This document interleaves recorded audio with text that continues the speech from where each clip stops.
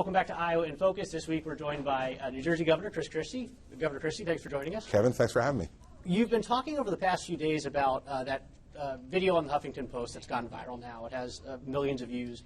What's the importance of those kind of stories catching on? And you said this was an issue that you've been talking about for a while, but now all of a sudden it ends up online. A lot of people see it, and you say a lot of people are coming up to you at your town hall events, really kind of moved by it. Oh, it is. And listen, 8 million people have seen that video so far. It's extraordinary. And it's talking about the problem of addiction as a disease, that we need to treat people.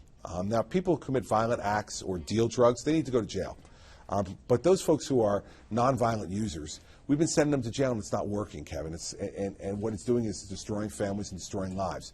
And I'm a pro-life guy, and I'm pro-life for the whole life, not just when they're in the womb. And so for me, the importance of it is that it can be a uniting issue for America, that everybody believes that we should help these folks. Let's get out there, let's remove the stigma, and let's help them. Do you feel like you're uniquely good at giving that kind of message, whether it's from being a lawyer and, it sounds like an opening or a closing statement? Is that something that you think is unique to you and your campaign because that's what your background is? Well, I think it's because I feel it in my heart. And I think people can tell when you're saying something that's authentic and driven from inside you, or something that you got on a briefing paper or whispered in your ear by a political consultant. They can tell that I care about this deeply personally, and I do. And I think that's why it resonates with folks. What is the power of that emotional connection? You were saying that polls, a real leader kind of changes polls, isn't changed by the polls. But how do you think you can change the polls by trying to harness that emotion? Well, I think because it gives people a chance to take a real look at you as a leader. It draws them in, and then they look at all the other things you're talking about. And you might not get them to look at you otherwise. This helps people to give me a look, and I think once they give me a look, we've usually done pretty well about getting those people to come across and support us. What were the benefits of dropping down to that early debate? Obviously it meant a drop in polls for you guys, but it seemed like with fewer people on stage, you were able to spend a lot more time both defending your record and then also pushing your new policies. Well, listen, I think that it's certainly nothing I would have selected, but once it happened, I think it tells you about what I'm all about, what our campaign is about. We take advantage of every opportunity we have to be in front of a microphone, in front of a camera, to talk about the things that we care about in our country, and to persuade people that we're the right person to help lead. And so whether you're on whatever stage you're on in Milwaukee, whether we're sitting here on your program today, the folks who are watching out there right now, they need to know I want their vote. I care about getting their support because I want to change our country. And so in the end, it didn't really matter to me which stage I was on because I knew I'd make an impression. And here we are now, a few days afterwards, and people are still talking about what I did at the debate. So I think mission accomplished. Well, I was going to say, have you felt that bump yet? It's only been, at this point, 48 hours. You came right to Iowa as soon as the debate was over. Is there a tangible, obviously we won't see polls for a few more days, but is there a tangible effect in the questions you're getting, the turnout you're seeing? Turnout we saw yesterday in Iowa was really great. And press who've been following us noted that, it's been bigger turnouts for us now coming to Iowa.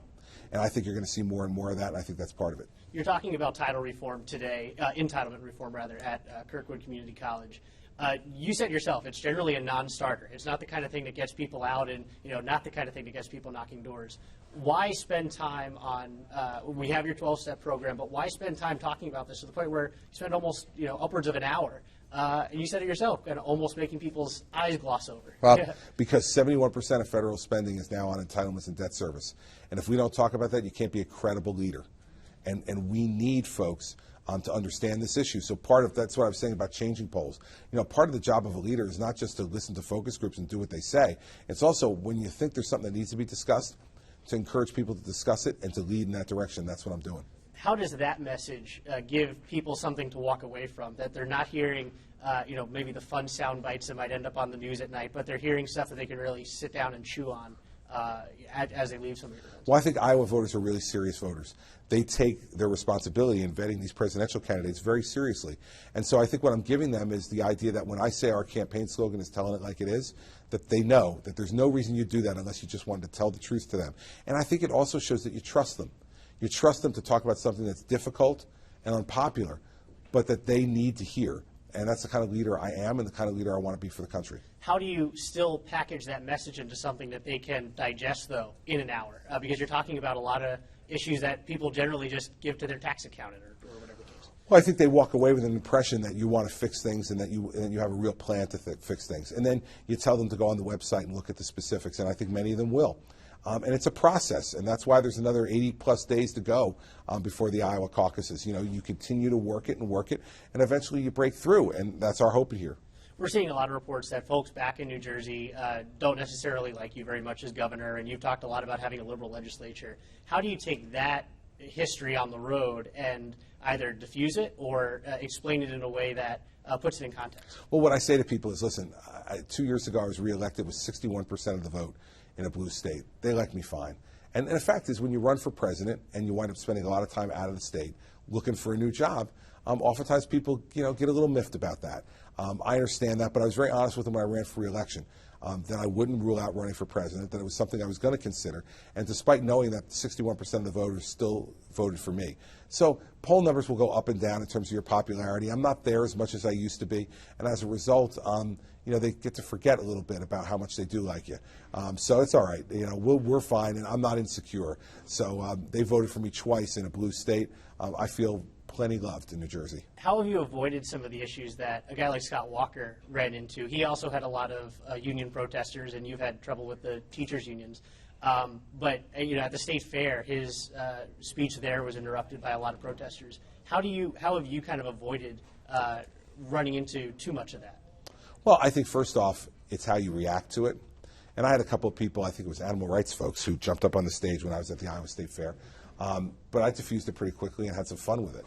I think if you look like you're angry about it, they tend to want to do it more. If you look like you're just going to have fun with it and slough it off, they're not getting the desired result. So I think it's your attitude about it and how you deal with it. And I try to deal with it in a way that is kind of fun-loving and saying, okay, you have your point of view. Now get off the stage. It's my time to talk.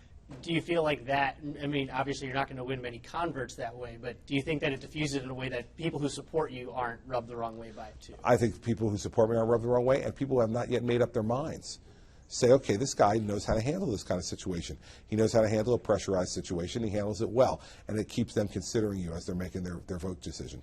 Obviously, Hillary Clinton is the front runner for the Democratic Party, been that way for a while. That was a message that you had on the debate stage when Bobby Jindal started going after individual governors' records. What's the importance of, as much as you guys are very much competing against each other for the nomination, keeping your eyes on that much bigger race as well? It's the only thing that matters.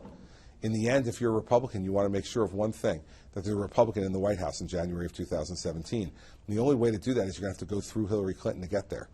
So I want to keep my eyes focused right on that prize, let people know that I'm the person most tested, most mature, most ready to take on Hillary Clinton and then become president. Is there a certain amount of losing focus, you think, within the party or even within the race, because there is kind of this infighting and a little bit of bickering between, your tax plan doesn't make sense and the money doesn't match? Yeah, I think there is a bit of a loss of focus on some of the candidates' parts, and I'm trying to bring them back into focus. Governor Christie, thanks so much. Thanks, Kevin. Appreciate the time.